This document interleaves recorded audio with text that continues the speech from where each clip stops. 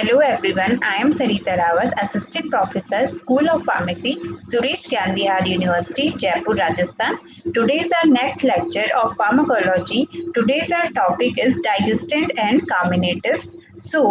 Our learning objective of today's lecture is we will cover the following topics: the basic about digestants and carminatives, pharmacology of digestants, pharmacology of carminatives, drug used for digestion, benefits of using carminatives and digestants. Now, learning outcomes of today's lecture is you are able to understand about the range of drug that is used for as a carminative and digestant. You are also able to understand about the clinical applications, side effect, toxicity related carminatives and digestants. Then you are also able to know about the carminative and digestants, the benefit of using it. Now, starting from the definition of digestants, so digestants are a group of drugs that are used to promote the process of digestion in the gastrointestinal tract. Now, the digestant is generally a main component of digestive fluid, so such as dilute hydrochloric acid, amylase, pepsin, trypsin, and like others.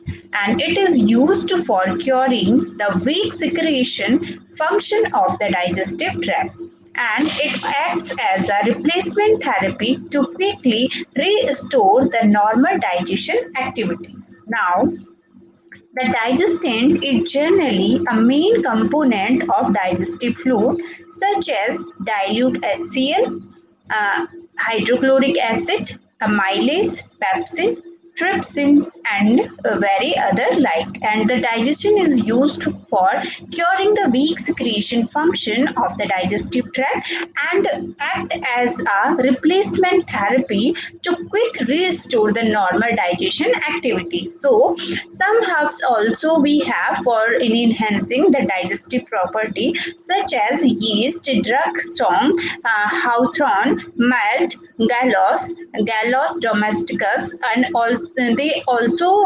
contribute to the digestion process. Now, there are some digestants which work by promoting the secretion of digestive juice, such as carnitine, which we call vitamin B3, so which can promote the secretion of digestive juices and enhance the activity of digestive enzyme. So, in recent years, the drug enhanced gastrointestinal motility and helps the digestive function, such as domperidone, metoclopramide, and very other drug. So, which has been valued and used in the clinical practices. Now, in the human digestive system, food enter the mouth and with the mechanical digestion of the food start by the action of chewing and a form of mechanical digestion and the wetting content of saliva. So this is the basic process of digesting. When we eat the food, we just take it in our mouth and then we start the mechanical digestion process by starting from the chewing the food. Now, saliva, a liquid secreted by the salivary glands and contains salivary amylase and amylase which start the digestion of the starch. In the food, the saliva also contain mucus which lubricate the food and hydrogen carbonate which provide the ideal conditions of pH alkaline for amylase to work, and after undergoing mastications and starch digestions, the food will be in the form of small round slurry mass called a bolus. So it goes all over the stomach. Now, it will then travel down the esophagus and into the stomach by the action of peristalsis, and gastric juice in the stomach start protein digestion. Gastric juice mainly contain hydrochloric acid, pepsin, and in infant and toddler, gastric juice also contain rennin. So the food will easily digest out. So, as the first two chemicals may damage the stomach wall, so mucus and bicarbonates are secreted by the stomach, providing a slimy layer that act as a shield against the damaging effect of the chemical to the stomach.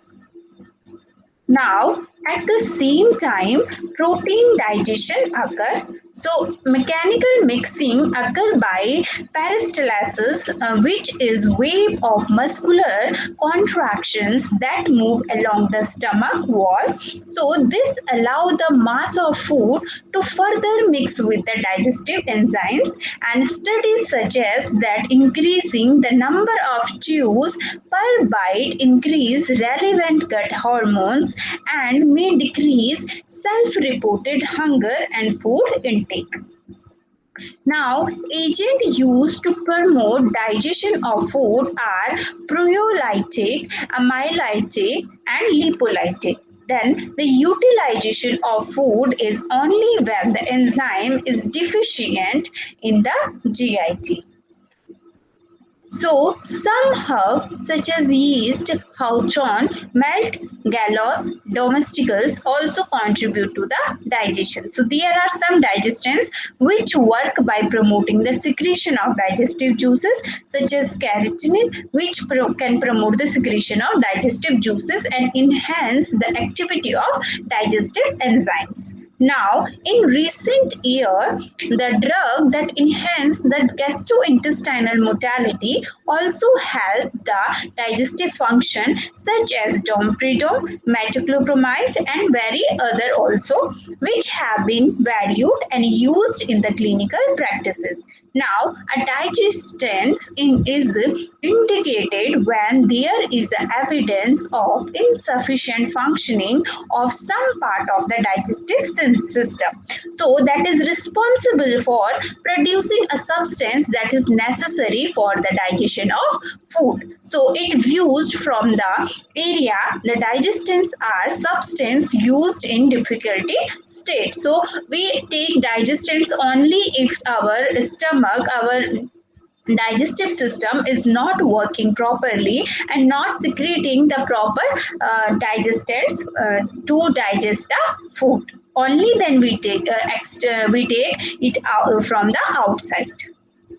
Now, digestant commonly employed are the caloritized bile salt, pancreatic enzymes, hydrochloric enzymes.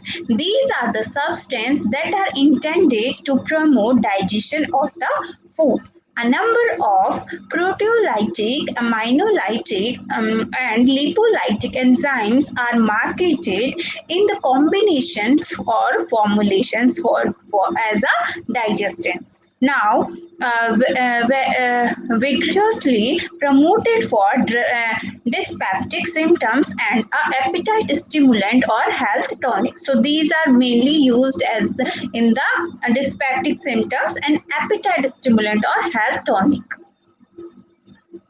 Now, they are occasionally beneficial but not in the daily basis. So, only when elaboration of enzyme in GIT is deficient. So, their routine use is toxic and appetite improving mixture is irrational. So we can say it is not used in regular basis because it has like higher side effects. Also, the person has to be suffered from more lethal actions while they use it in daily basis or to improve like appetite irrationally. Now, we have some example of digestants. So we have glutamic acid hydrochloride. So glutamic acid hydrochloride is used in the treatment of patients who are either secreting no stomach acid or secreting little much acid. Now, the second we have hydrochloric acid. So, dihydrochloric acid is used to increase the volume of bile produced and secreted in the digestive system. And it is used to relieve the excessive constipation as well as to remove the fragments of gallstone from the body. So, the usual dose of this drug is 3 to 5 milliliter of a 20% solution administered intravenously. So, basically, hydrochloric acid is mainly used when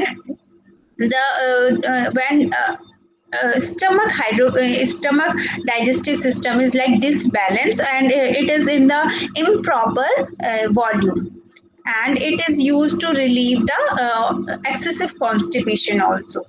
Then next we have cortazyme. Cortazyme is pancrelactase. This product is used as a pancreatic enzyme supplement. Now we have pancreatin. Pancreatin came into pancreatic. So pancreatin is combination of digestive enzyme, proteinase, and these enzymes are normally produced by the pancreas and are important for the digestive fats, proteins, and sugars. So this we take when our pancreas are not able to produce proper pancreatic enzyme. So pancreatin is used to release digestive enzymes when the body does not produce enough on its own. So certain medical condition can cause this lack of enzyme, such as cystic fibrosis, pancreatitis, pancreatic cancer, or pancreas surgery. So basically our body produce pancreatin it's by its own, but in some cases, some critical cases, or some like medical condition like in cystic fibrosis, pancreatitis, or pancreatic cancer, or pancreatic surgery, so there will be a lack of pancreatic, so we have to take it from the outside. Now, glutamic acid hydrochloride. So, it is the hydrochloride salt form of glutamic acid, a non-essential amino acid. It is used as a gastric acidifier. Glutamic acid hydrochloride release hydrochloric acid into the stomach and thereby lowering gastric pH. So, it is helpful in digesting the food properly. Now, for example, we take enzymatic digestant orally. So, what are the various forms we can take it? So, this medication contains digestive enzyme, which are natural substance needed by the body to help break down and digest the food, and it is used when the pancreas cannot make or does not release enough digestive enzyme into the gut to digest the food. So depending on the amount of enzyme in your product, it may be used for the indigestion as a supplement or a replacement therapy. For example, in chronic pancreatitis, cystic fibrosis, cancer of the pancreas, after surgery on the pancreas or gut. So, some supplement products have been found to contain possibly harmful impurities and additives. So, whenever we are taking any enzymatic digestants orally, we have to check its all constituent, what is who is the manufacturer, approved by the FDA or not. So we have to check everything, then we have to take it. So check with your pharmacist for more details about the brand for use, and the FDA has not reviewed this product for safety or effectiveness. So consult your doctor or pharmacist for more detail before taking enzymatic digestants orally. Now, how to use the digestant? So, take this medication by mouth with meals and snacks as desired by described by your doctor, and the dose is based on your medical condition, diet, and response to the treatment. And if you are using the tablet form of the medication, so make sure that not to keep in the mouth, and because doing so can cause irritation of the gums and cheeks. So swallow the medication with water. So you do not have to take it in your mouth because it can cause some serious irritations in your gums and cheeks. Now, for the chewable tablet, chew thoroughly and before swallowing. So, if you are using the capsule for form of the medication and swallowing it difficult, the capsule may be opened and the powder mixed with food or liquid. So be careful not to inhale any of the powder because doing so can irritate the inside of your nose and can cause an asthmatic attack.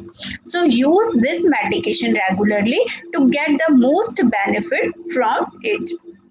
Now, if your doctor has recommended that you follow a special diet, if it is very important to follow the diet to get the most benefits from the medications, do not change brand or dose form of the product without consulting your doctor or pharmacist. So, different products may contain different amount of the digestive enzyme. So, before changing any kind of digestants, you have to consider your doctor and your pharmacist and tell your doctor if your condition persists or worsen.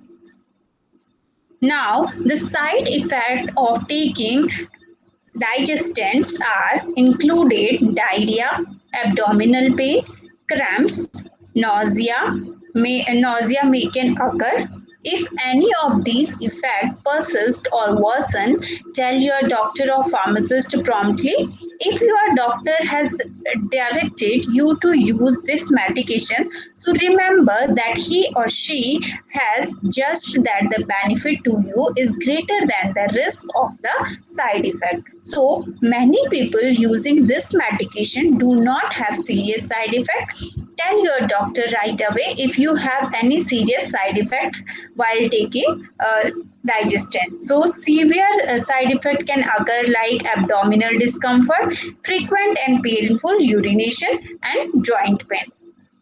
Now, a very serious allergic reactions also can occur to this drug is very rare, and however get medical help right away if you notice any symptom of a serious allergic reactions including rash, itching, swelling, especially of the face, tongue and throat. So and also if you are suffering from severe dizziness and trouble breathing, you have to check out in emergency.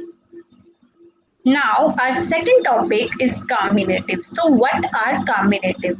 Carminative mainly, these are the drugs that release fluorescence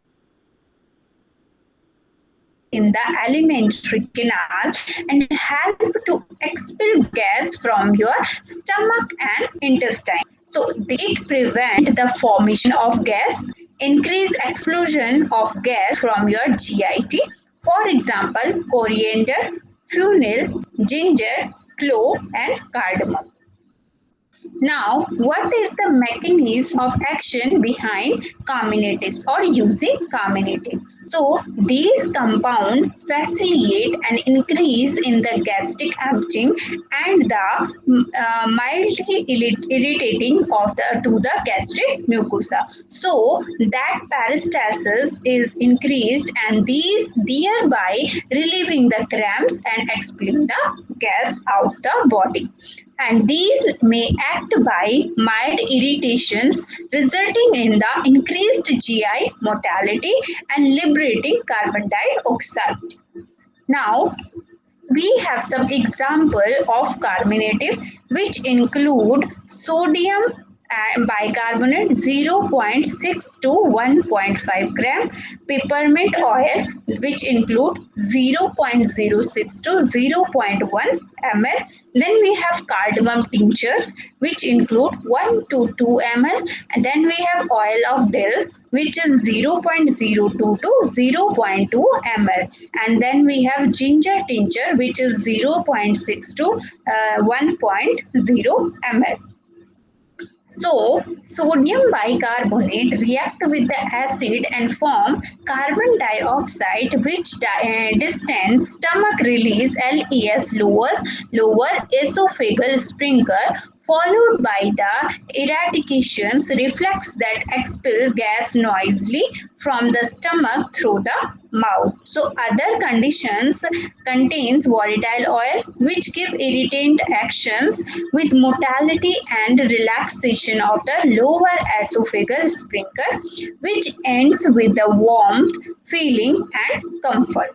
So the use of carminative include it is used in the treatment of dyspepsia, discomfort in the upper abdomen, gas formation, feeling of full and burning sensation. So this is all about your carminatives and digestants. When we talk about the carminatives, so they are basically used to expel out the gas.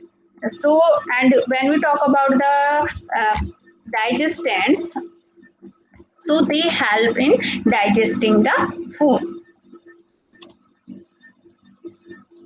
So we have some another example of carminatives also.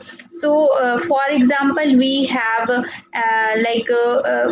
seven therapies of carminative include that we only we can use. For firstly, when we talk about the definition of carminative, okay. So these are the soothing medications that act relieving pain in the stomach and intestine and expelling the gas from the GIT by peristalsis movement. And for example, we have coriander, fennel, and then we have ginger, black pepper, cardamom, nutmeg, clove, asafoetida. And when we talk about the seven therapeutic use of carminative, so it is also used as antimicrobial action, irritant bowel syndrome, chemopotent, and relief symptom of nausea, and it is also used to reduce need for medications and treatment for menstrual symptoms, and it is also used as a diuretic in some time. So the when we talk about the carminative, so it is also used for indigestion and gastric discomfort. Now this is all about your carminative and digestants. Next is our quiz question. So these questions are related to your uh, whole lecture, so you can easily answer these questions. These include MCQs, multiple choice questions. So the question is first, which single statement below about the stomach is actually correct? So acid secretion occur in the response to secretion of the hormone carbonic anhydrase glands called Peyer's speeches and responsible for acid secretion. The vagus nerve inhibits acid secretion after a meal and being consumed.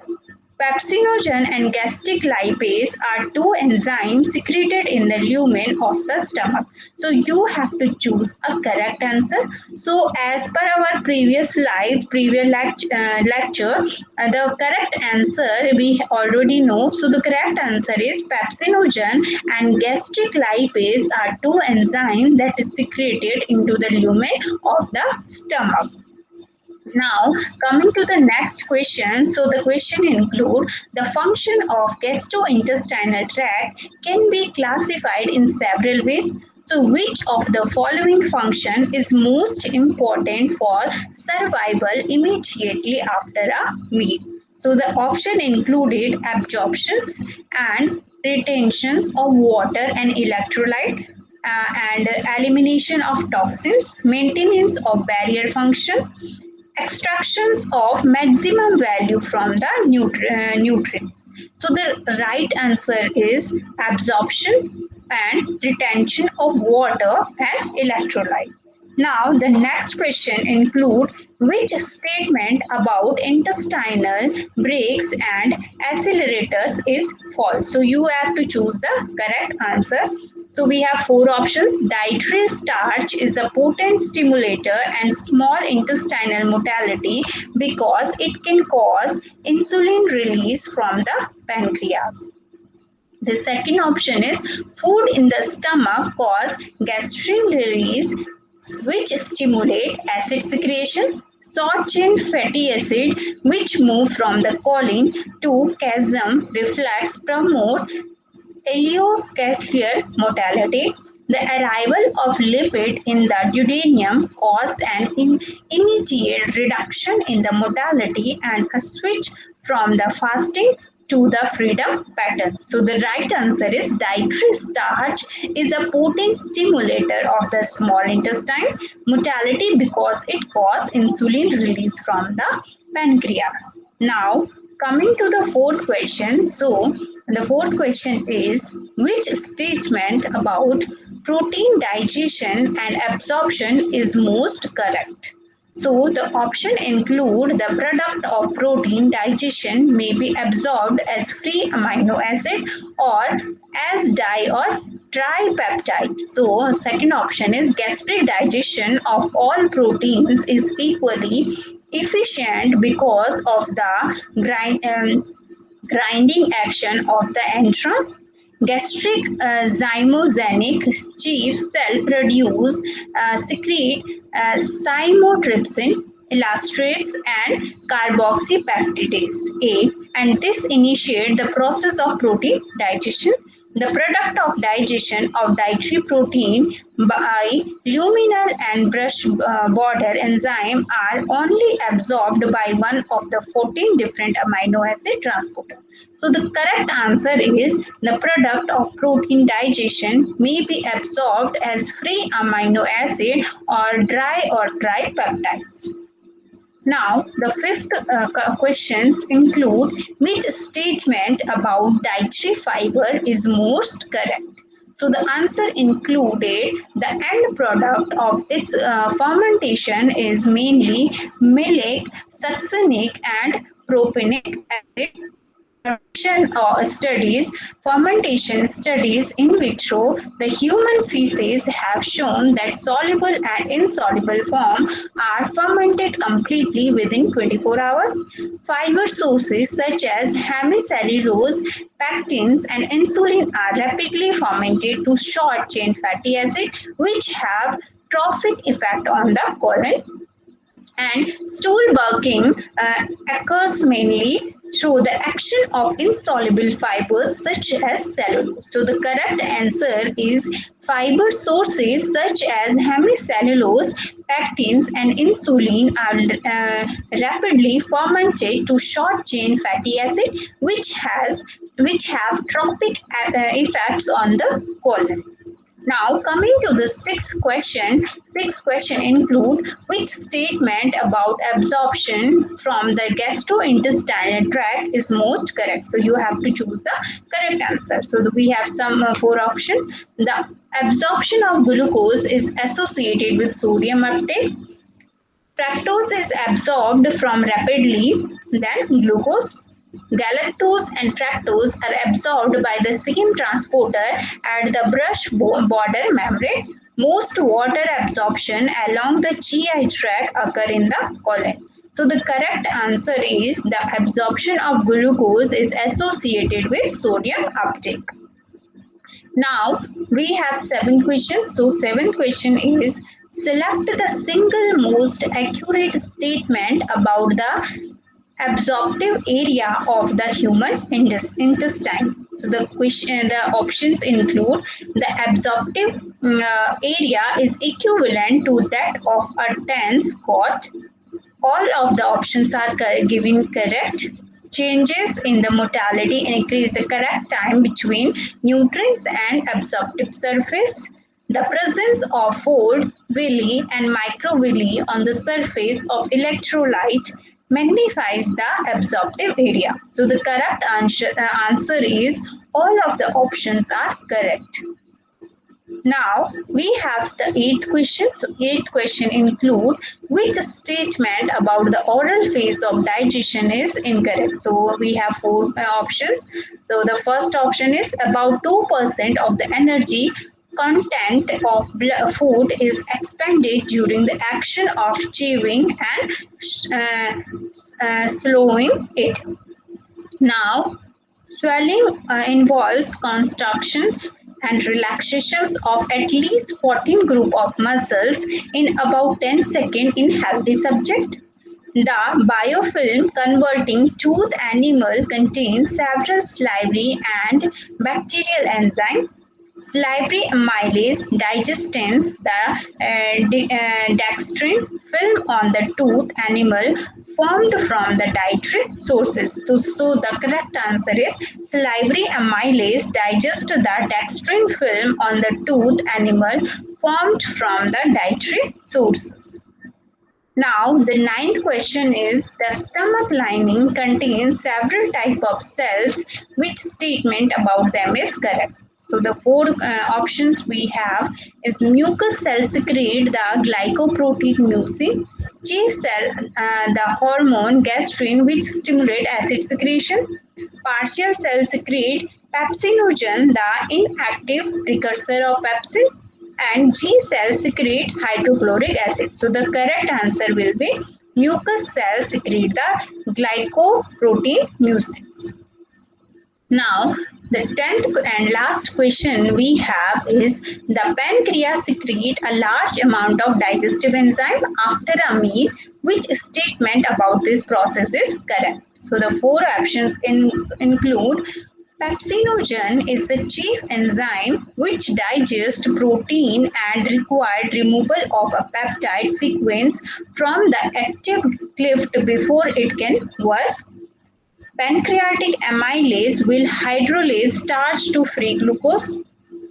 Entropeptides convert trypsinogen to trypsin by cleavage of a peptide sequence that block the active site of trypsin. Pancreatic secretion of hydrochloric acid is required to provide the correct pH for maximal pancreatic enzyme in the duodenum. So the correct answer is entropeptide converts trypsin to the trypsin by cleavage of a peptide sequence that block the active site of the trypsin. So these 10 questions include of digestion and carminative. Now you can answer every thing about digestive and carminative, and we will go through a quick like revise. Uh, Now,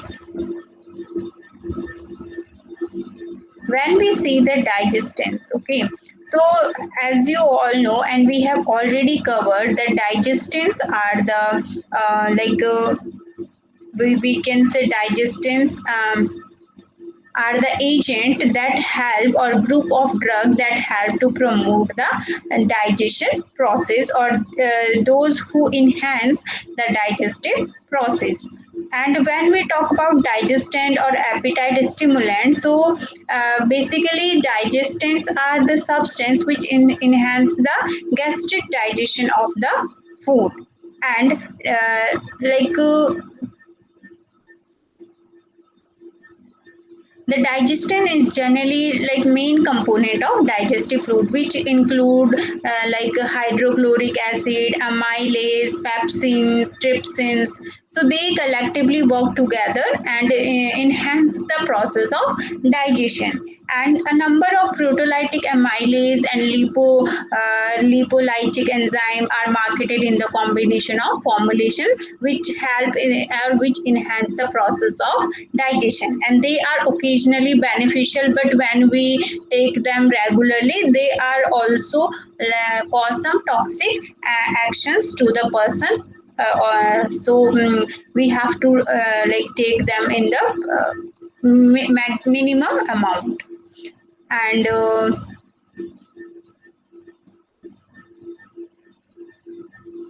okay, so we have also studied about the process of food digestion. So we have to take the food with mouth, and then it will like mixed with the salivary amylase, and then it will go through all the stomach, and there it will mixed with the gastric juice, and then the digestion process starts. And in toddlers, in infants, the renin also included in their stomach, so that they the food will digest very properly. And when we talk about the hydrochloric acid and pepsin, so they can also damage to the stomach wall. So to protect from that, we our stomach has a layer of mucus and bicarbonate, which prevent them from damaging with these digestants. Now, for example, to promote the digestion of food, so we have proteolytic enzyme, aminolytic enzyme, and lipolytic enzyme. And utilization only when the enzyme is deficient in your stomach. So we do not take it in the daily basis. So when we talk about its particular use, okay, so they are basically used in dyspepsia, discomfort in the upper abdomen, and gas formation, feeling fullness, and when any person is feeling discomfort. And when we talk about the digestion, like when we have to use them. So if we talk about hydrochloric acid, so it is used in alcohydria. And when we talk about the pepsin, so it is used in gastric achilia. And when we talk about the pancreatin, so pancreatin mainly came from the basic source for pancreatin enzyme is sourced from the pig pancreas, and it contains amylase, trypsin, lipase, and it is basically used in the chronic pancreatic and exocrine pancreatic deficiency. Now, digestion drug affecting, they also affect the gallbladder. So, promote the process of digestion in the digestive tract, and they help in they help in enhance the digestion process. And their side effects are also like very in high amount, so like abdominal cramps and loose stool, so nausea. So we have to use them in a proper amount and with the proper medical care. And some herbs also play a role of digestion, like yeast and hawthorn, malt, galactose, tomatoes. Okay. Now, in recent year, the drug enhancing gastrointestinal mortality also help in the digestive function, such as we have domperidone and metoclopramide. So we can use them also in some indigestion situation. Then, for example, we have example of digestion. We have glutamic acid, hydrochloride, then dihydrochloric acid, pancreaps, and then we have pancreatin. Then glutamic acid hydrochloride we have. Then when we talk about the enzymatic digestion orally, so this is the medication that we only have to take with the proper prescriptions and proper in the support or proper in the prescriptions form. Now, how to use it as directed by your doctor. Then it has some serious side effect also, like diarrhea, abdominal pain, cramps, nausea, and like discomfort, itching, swelling, redness, severe dizziness. So you have to take it very properly. It can also cause severe trouble breathing. So you have to take it very in the prescriptive form. Then we have studied about the carminative. So when we talk about the carminative, these are the drugs that release the fluents, and that is the accumulation of gas in your alimentary canal, which help to expel out the gas from the intestine, and it also prevent the formation of gas and increase the expulsion of the gas from your GIT. And when we talk about the example of carminative, so we have coriander, we have fennel, ginger, black pepper, then we have cloves also, and then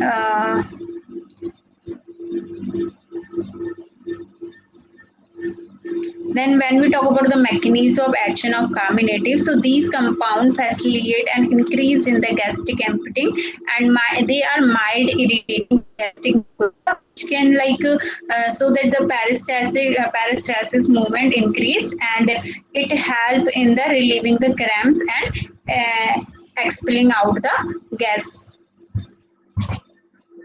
Like you can take for example sodium bicarbonate in 0 to 6 1.5 gram, peppermint oil 0.06 to 0.1 ml, and then cardamom tincture we can use 1 to 2 ml. And then when we talk about the like ajwain, we also have ajwain. It is basically used in antispasmodic and stimulant and carminative, and it also used in the bronchitis. And like ajwain oil also used as antiseptic and antifungal and insecticides. Then we can use ginger tincture in 0.6 to 1 ml. Then sodium bicarbonate we also have. So it which did distance the stomach release in the lower esophageal sphincter. So it is used in the treatment of dyspepsia, discomfort, or upper abdomen pain and gas formation, or it helps in release of the feeling of fullness and burning sensation. So this is all about your carminative and digestants. Now we have some references. Reference we have taken from the Basic and Clinical Pharmacology by Barichin, and the Pharmacological Basis of Therapeutics by Louis Sanford Goodman. Then we have taken some references from Tripathi KTT, Essential of Medical Pharmacology. Then some of references taken from Basis and Basic and Clinical Pharmacology, and then some from taken from the textbook of Medical Physiology, 11th edition by Newton. So you can definitely check out these references for further knowledge. And this is all about the today's lecture, digestion and carbonative. So hope you will get good knowledge from this lecture. Thank you for today, and thank you for kindly listening to me.